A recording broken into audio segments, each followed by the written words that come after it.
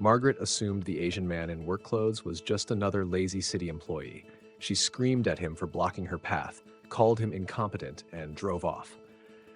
That night, she discovered he was David Chen, the real estate mogul who owned her $5 million apartment, and he'd heard every word. Margaret Whitman sipped her morning coffee on the 25th floor of her luxury apartment in one of Manhattan's most prestigious neighborhoods.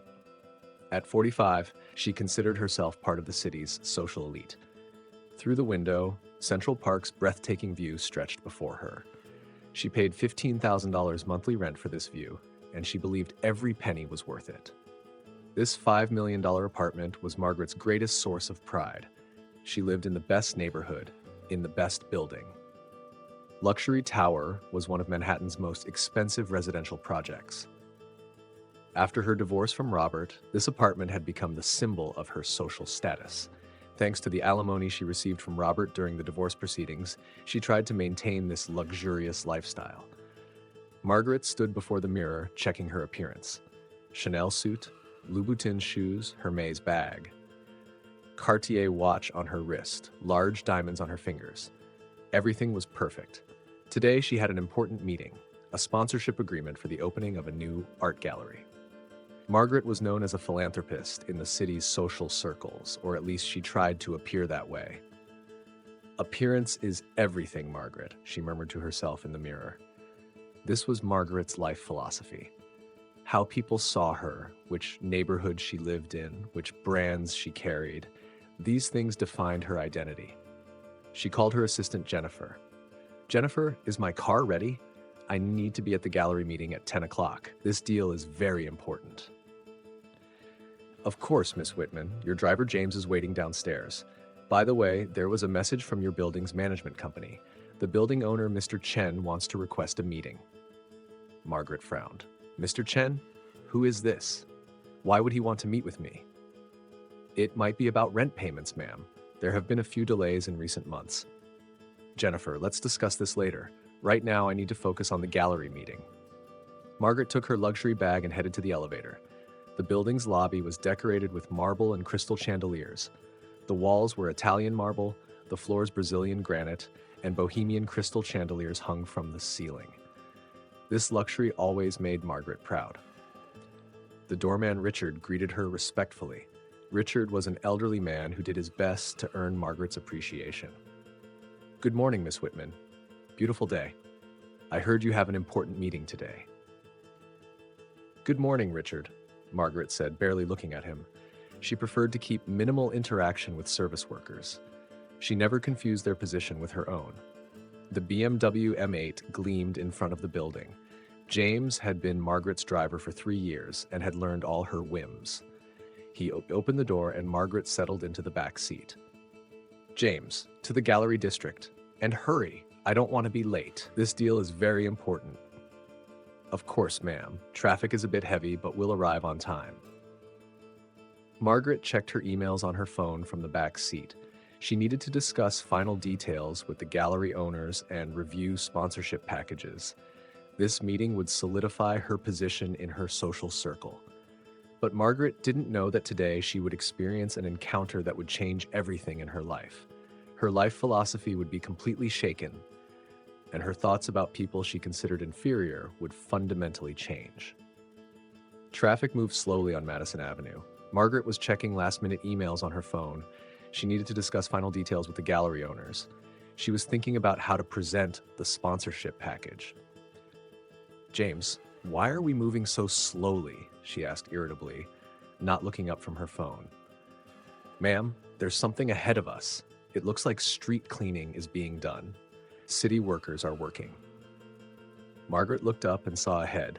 Indeed, a man was working in the middle of the street, a middle-aged Asian man wearing work clothes and holding a broom. He was working slowly and methodically. The man was working quite slowly, as if he wasn't in a hurry. Every movement was deliberate. Margaret's patience ran out. Why was this man moving so slowly? What is this? What is he doing in the middle of the street at this hour? Street cleaning during rush hour? "James, honk the horn." James reluctantly honked the horn, but the man didn't even turn around. He continued working as if he hadn't heard the car sound. This made Margaret even more angry. Margaret rolled down the window and started shouting, "Hey, yes you, get out of the way, we're in a hurry." The man turned his head. David Chen was a successful 52-year-old businessman, but Margaret didn't know this. He looked at her with calm eyes. There was no panic or hurry in his expression. "I'm sorry, ma'am, I'm working here," David said politely, with respect but also firmness in his voice. Margaret became even more angry. This man's calm attitude was driving her crazy. "Working? You call moving this slowly working? Look, we're in a hurry. While you're dawdling here, we have important business." David understood what she was saying but tried to stay calm. He wondered why this woman was being so aggressive. "It'll be finished in a few minutes, ma'am. Thank you for your patience." A few minutes? Margaret opened the door and got out of the car. She walked toward David in her high heels. She leaned over him with a complete attitude of superiority. "People like you are why this city is in terrible shape. Lazy, incompetent, can't do your job properly. Is this what our tax money is spent on?" David's expression changed. This woman was making serious accusations not just about his work, but about his character. And worse, she was using expressions with racist undertones. "Ma'am, I'm doing my job. Please show some respect." "Respect?" Margaret started laughing bitterly. "Who are you for me to respect? You're just a man sweeping streets. People like you never achieve anything. The reason is obvious. You're lazy and unambitious." David listened silently. He knew how wrong this woman was, but he chose not to say anything now. He wanted to see this woman's true character. "And what is this ridiculous outfit? Is this work clothing? Pull yourself together. Is it appropriate to walk around this neighborhood looking like this?" David's work clothes indeed looked simple. Navy blue work pants, plain gray t-shirt, and safety boots. But he preferred to be this way. This way he could observe the real world. "And you're Asian too," Margaret continued, lowering her voice further. "You people are all the same, either very hardworking or very lazy. You're from the second category." This last sentence really affected David. Now it was clear that the woman was not only classist, but also racist. "Ma'am, please return to your car. You can pass when I finish my work. Don't tell me what to do. I live in the best neighborhood in this city. These buildings, these streets, they're all for people like me. You're just someone who cleans streets. This isn't your place." Margaret got back in her car and shouted at James, "Honk the horn. Keep honking until this lazy man gets out of the way. There shouldn't be people like this in this neighborhood." James reluctantly honked the horn. David finished his work and moved aside. As Margaret's car passed, she gave him an angry look. "People like you will never be successful. Know your place. And don't appear in this neighborhood in this condition again," she shouted from the window. David watched Margaret's car. He noted the license plate, MW 2023. He needed to learn something about this woman, and especially where she lived, piqued his curiosity. After completing his assignment on Madison Avenue, David returned to his office. But the real purpose of that day wasn't actually street cleaning work. David Chen was the founder and CEO of Chen Real Estate Empire. He owned more than 50 luxury buildings in Manhattan, hundreds of residential projects in Brooklyn and Queens. He was on the Forbes billionaires list, but since he avoided media, very few people knew him. David's habit was to conduct inspections around the buildings he owned, sometimes disguised as a street cleaner, sometimes as a contractor, sometimes as an ordinary citizen. He would walk around the areas. This way, he could learn the real situation, observe his tenants' behavior, and understand the social dynamics of the area. Today, he was examining the area around the building he had newly purchased on Madison Avenue and observing the general atmosphere of the neighborhood. But that woman, Margaret's aggression, and especially her racist expressions, had truly shocked him.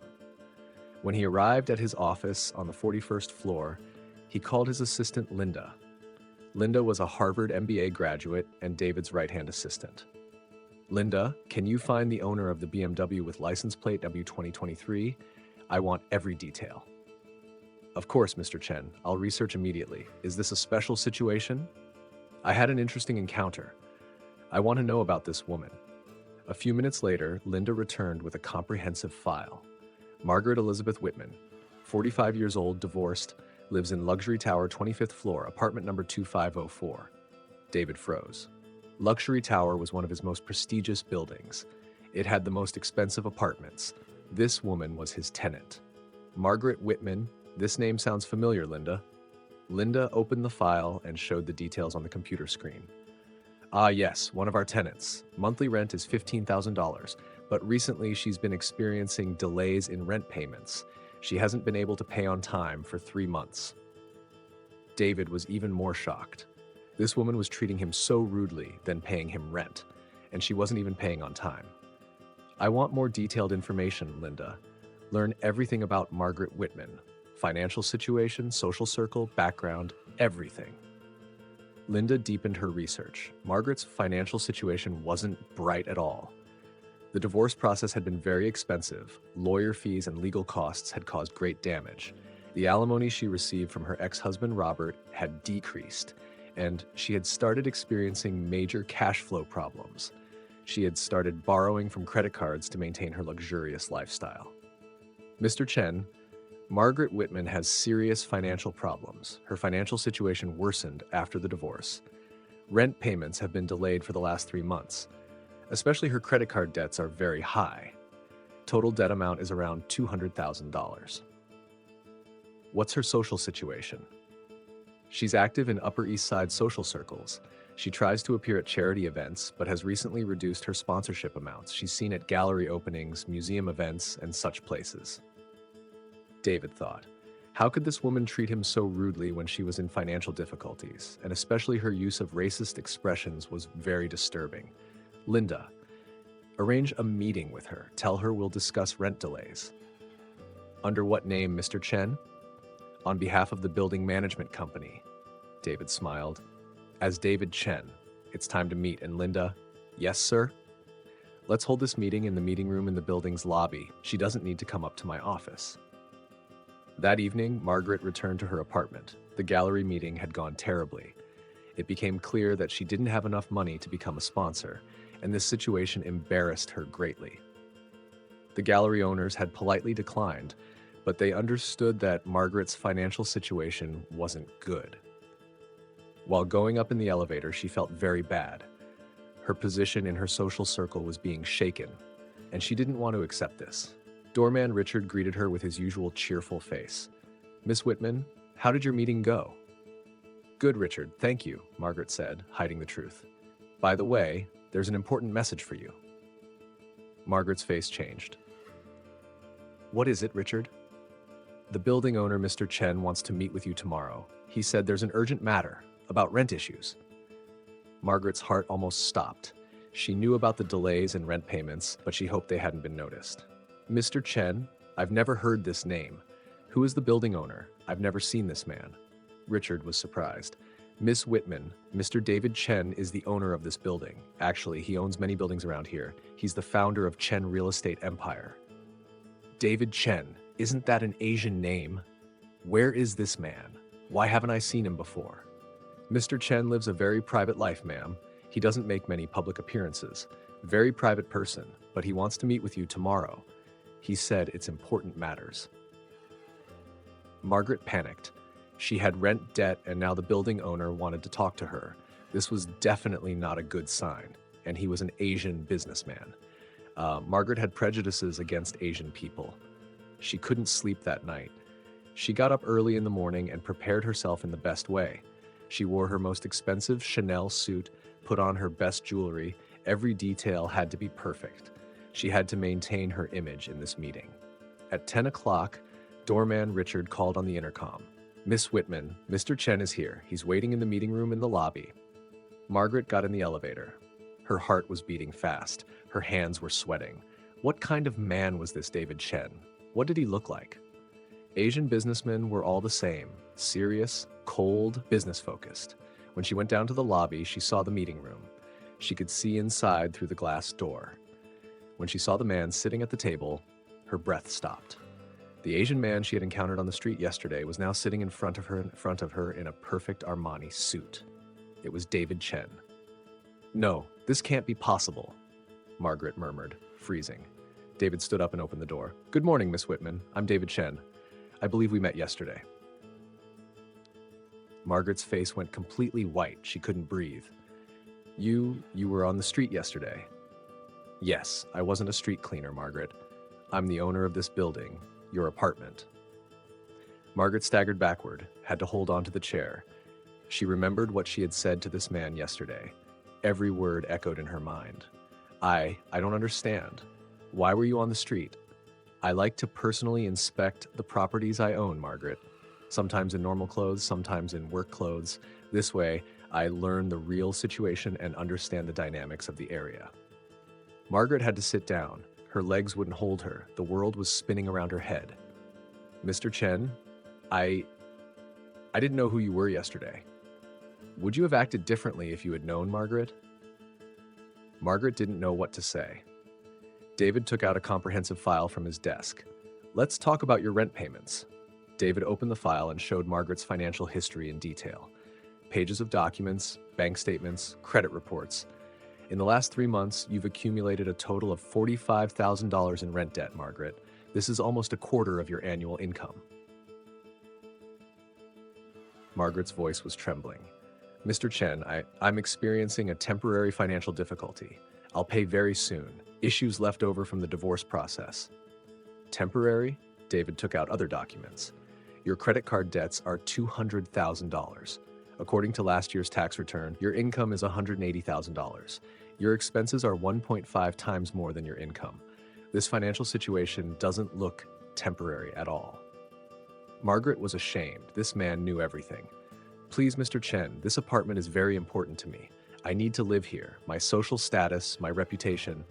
David looked at her carefully with a cold expression in his eyes. Do you remember what you said to me yesterday, Margaret? I apologize. I'm very sorry. It's me. I made a mistake.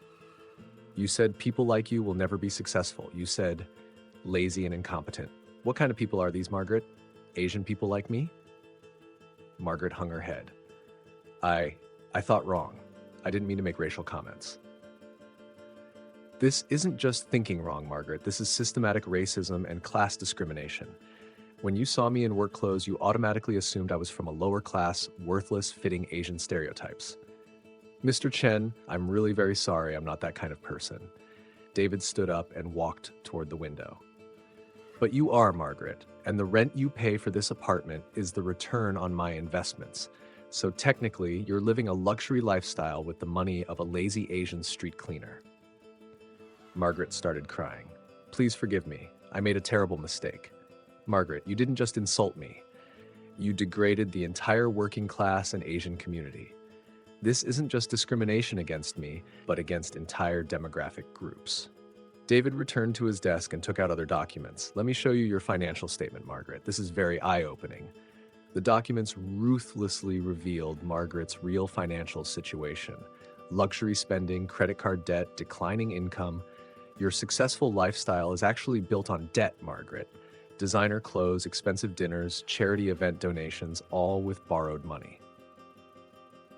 I have to maintain my appearance. My social circle. Your social circle doesn't love you, Margaret.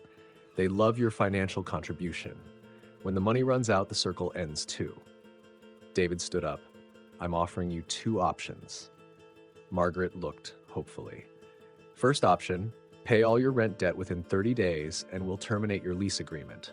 I won't give you a reference letter. What's the second option? Second option, I'm giving you 6 months. During this time, you'll both pay your rent debt and do community service. Community service? Yes. You'll do 30 hours of manual labor per week. You'll work with real working class people and learn their difficulties. Margaret was shocked. I'll do manual labor? Yes. Street cleaning, building maintenance, landscaping.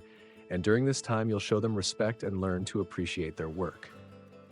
What if I don't accept? David looked seriously. Then I'll start eviction proceedings. I don't know how you'll defend yourself in court with your financial situation. Margaret was in a difficult position. She had no other choice. I accept, Mr. Chen. I'll do community service. David smiled, but this wasn't a warm smile. Great, Margaret. You start Monday morning at 6 a.m. The following Monday morning, Margaret fearfully joined the street cleaning crew. She had never gotten up this early in her life. When the alarm went off at 5:30, reality hit her. She had put on the work clothes given to her and was holding a broom. Instead of high-end designer clothes, basic work uniform. instead of Louboutin heels, safety boots. Team leader Jose greeted her. Jose was a 45-year-old Hispanic man who had been doing this job for 20 years. Are you new? I'm Jose, team leader. I'm Margaret. I just started this job. There was suspicion in Jose's eyes. Margaret's hands looked like they had never done physical work. Manicured nails, soft skin. Don't worry, we'll teach you everything. It's not easy, but it's very important work. Vital service for the community. Margaret had never done such physical work before. Within the first hour, her back started aching and her hands got calloused. Could using a broom be this difficult? This is just the beginning, Jose said, seeing Margaret struggling. We work 8 hours a day, whatever the weather conditions. Margaret was surprised. 8 hours? That long? Even in rain or snow? Of course, the city stays clean because of us. If we don't work, everywhere becomes full of garbage. It becomes a public health risk. At the end of the first day, Margaret was completely exhausted. Her muscles ached, her hands were raw. But what was harder was the public reaction. People passing by in cars showed no respect to them. They honked, shouted, insulted them, just like she had done to David yesterday. Jose, do people always treat you like this? Jose shrugged. He was used to the situation. We're used to it, Margaret. Most people don't even want to see us, as if we're invisible, or worse, they see us as a nuisance. Margaret felt very bad about herself. She was one of those people too. She had acted the same way. During lunch break, she sat with the cleaning crew. She started listening to their stories. Jose had 2 children and was working extra shifts to send both to college. Maria's husband had cancer, and she was working to cover treatment costs. Carlos was saving money to bring his family from El Salvador. This is honorable work, Jose said. We provide real service to the community, but people don't appreciate this. They look down on us. That day when Margaret went home, she was very tired, but her perspective was starting to change. These people really worked hard and provided essential service for society. The second week, Margaret joined the landscape maintenance crew. They were working in Central Park. Team leader Rodriguez was teaching her how to use the tools. Margaret, have you ever done gardening before? No, Rodriguez, I've never done outdoor work. Rodriguez was patient. No problem, everyone starts somewhere. This work is physical but also artistic. We create beautiful spaces. While Margaret was arranging flower beds, she was in direct contact with soil. Her hands got dirty, her nails broke, but seeing the plant's growth was satisfying. The third week, she joined the building maintenance crew. She was working in one of David's buildings. She was cleaning elevators, maintaining lobbies. Ironically, she was working in her own building. When tenants saw her, they gave strange reactions. Some thought they recognized her but didn't want to see her as a maintenance worker. "Excuse me," said one tenant. "Does this woman work here? She looks familiar, but..." Supervisor Mike intervened. "Yes, ma'am. Margaret is our new employee. Is there a problem?" "No, just she looked familiar." Margaret kept her head down. She didn't want to encounter people from her social circle. By the fourth week, Margaret's perspective was starting to change completely. She was now experiencing the challenges of working people firsthand. Physical exhaustion, low wages, public disrespect, job insecurity. One evening, she went for coffee with Jose. "Jose, I want to confess something to you." "What, Margaret? I used to treat people like you very badly. Disrespectful, condescending. I'm very ashamed." Jose was surprised but understanding. "Margaret, what's important is that you understand now. Many people in your former social class have the same attitude. But why? Why do people treat workers badly? Because society teaches that manual labor is less valuable. White-collar work superior, blue-collar work inferior. But reality is very different. Society can't function without us." Margaret nodded. "I understand now, Jose. You are the real heroes." The fifth week, Margaret worked as a dishwasher in a restaurant. The kitchen's heat, non-stop pace, demanding chefs. She had never been in such a challenging environment. "Margaret, faster!" shouted the head chef. "You can't be slow during rush hour." Margaret's hands were raw from the hot water, steam everywhere, constant pressure, but there was team spirit. Workers helped each other. "First week is always tough," said Maria, the dishwasher next to her, "but you're improving." Margaret smiled. This compliment was more meaningful than the social praise she used to receive.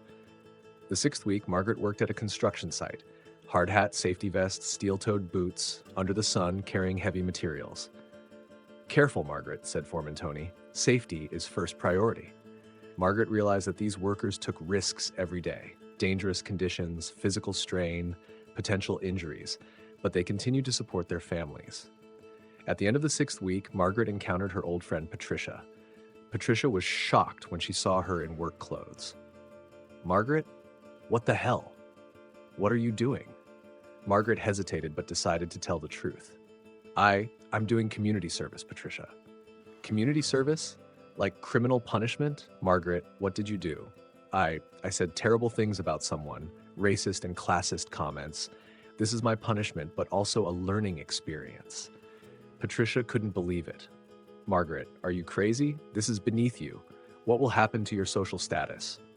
Margaret saw Patricia's reaction and realized how shallow she used to be. "Patricia, real social status comes from respect. I've learned a lot from these workers. They're hardworking, dedicated, essential." "Margaret, you've been brainwashed. This is not your world. Maybe my old world was wrong, Patricia. Maybe I needed to change." Patricia looked disgusted. "I don't know you anymore, Margaret. Call me when you return to normal." Patricia walked away. Margaret realized that true friends would show support, not judge. The next day, Margaret told Jose about this conversation at work. "Jose, my old friend judged me. She said this work is beneath me." Jose smiled sadly. "Margaret, real friends respect your growth. Growth can be painful, but it's necessary.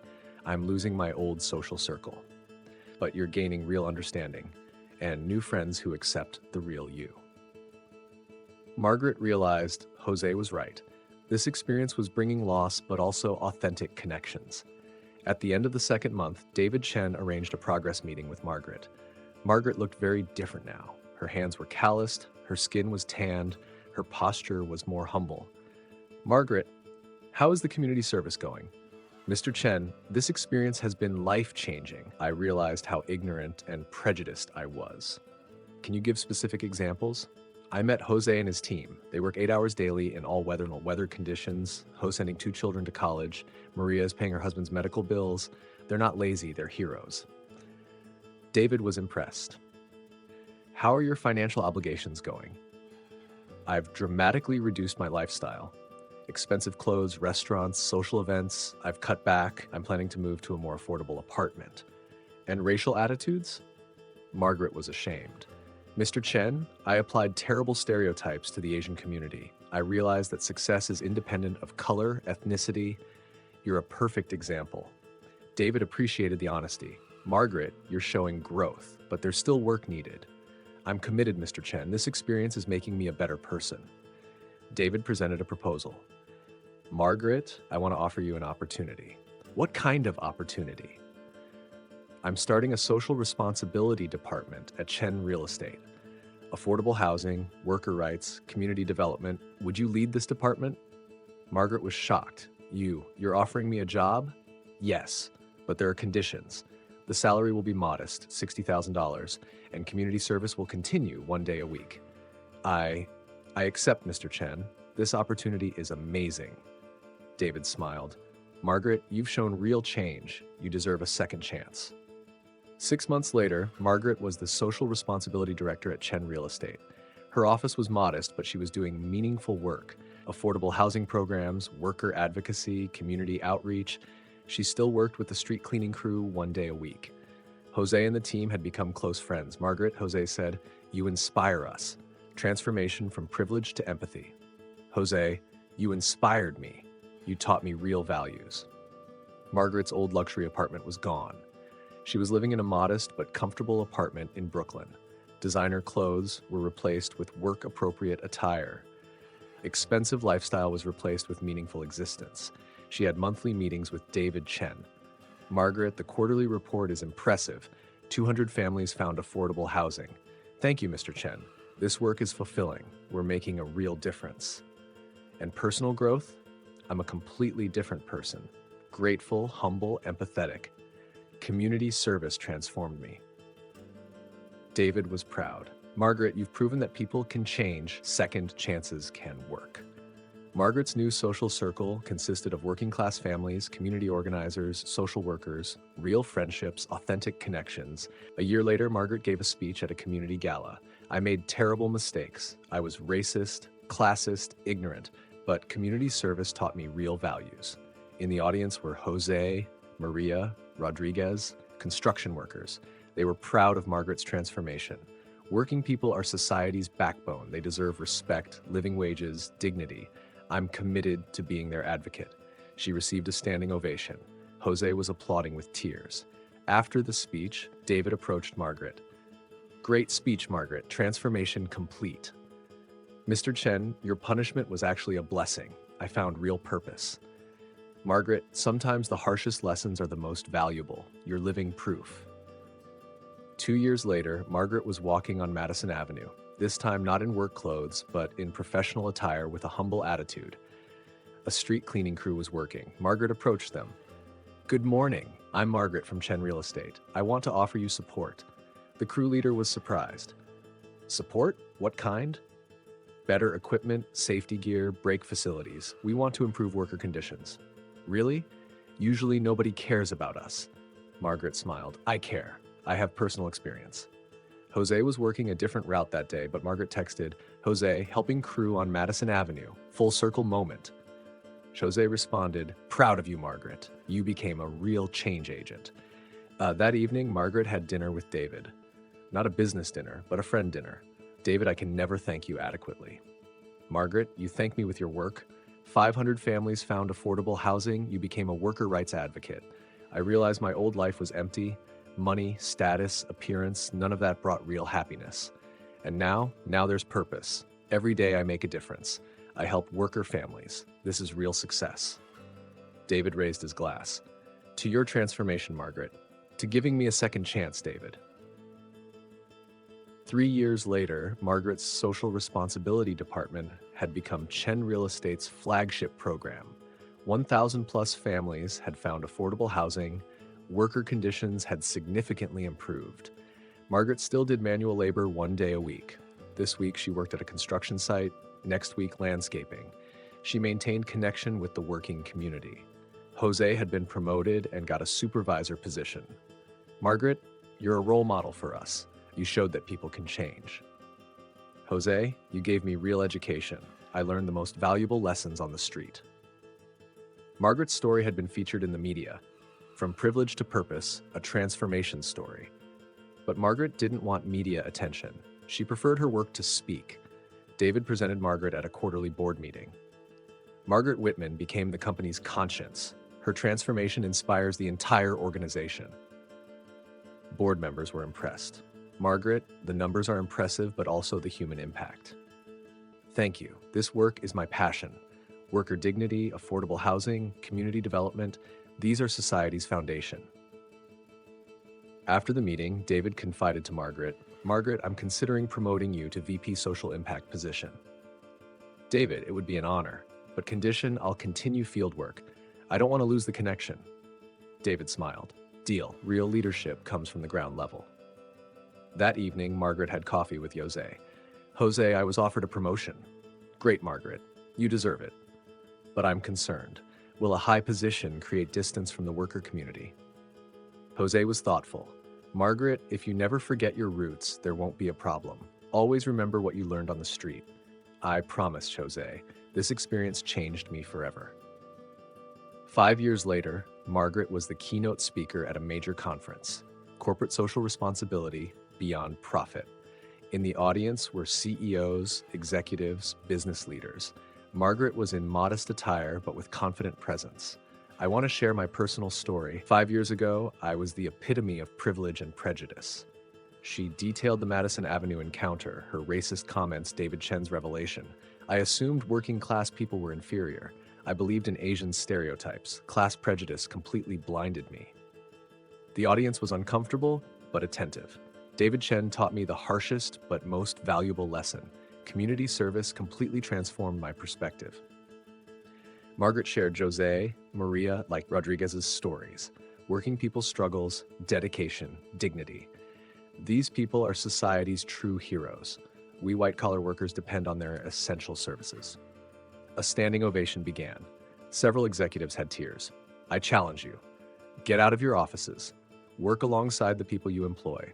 Learn their stories. Understand their struggles. After the speech, multiple executives approached Margaret. We want to implement similar programs in our companies. Margaret distributed cards. I'm happy to help. Real change starts at the ground level. David looked proud backstage. Margaret, the speech was inspiring. It will create real impact. David, it's important to share this journey. Maybe other privileged people can learn. You're living proof that transformation is possible. Margaret gave one last look to the audience. Change is never easy, but it's always possible. What's important is taking the first step. That evening, Margaret walked on Madison Avenue, the same street where the journey had begun. But now she was a completely different person. A street cleaning crew was working. Margaret approached them with a friendly wave. Good evening. Hard work in this heat. Thank you, ma'am. We appreciate the recognition. Margaret smiled and continued walking. The full circle was complete. From prejudice to understanding, privilege to purpose, isolation to community. David Chen's lesson had been hard but transformative. Margaret learned that real success wasn't in money or status, but in impact and human connection. And every day when she saw street workers, Margaret remembered her journey. Humility, empathy, respect. These values would forever guide every action. The Madison Avenue encounter had completely changed Margaret's life. From prejudice to compassion, ignorance to understanding, entitlement to gratitude. Most importantly, Margaret learned that everyone deserves dignity, regardless of job, ethnicity, or social class. This lesson was an irreplaceable treasure. The transformation wasn't just personal, it rippled outward. Through her work at Chen Real Estate, Margaret had helped over 1,500 families find affordable housing. She had implemented worker protection programs that became models for other companies. Her story inspired corporate leaders across the country to examine their own biases and create meaningful change. David Chen often reflected on that day on Madison Avenue. What had started as a routine property inspection had become something much more significant.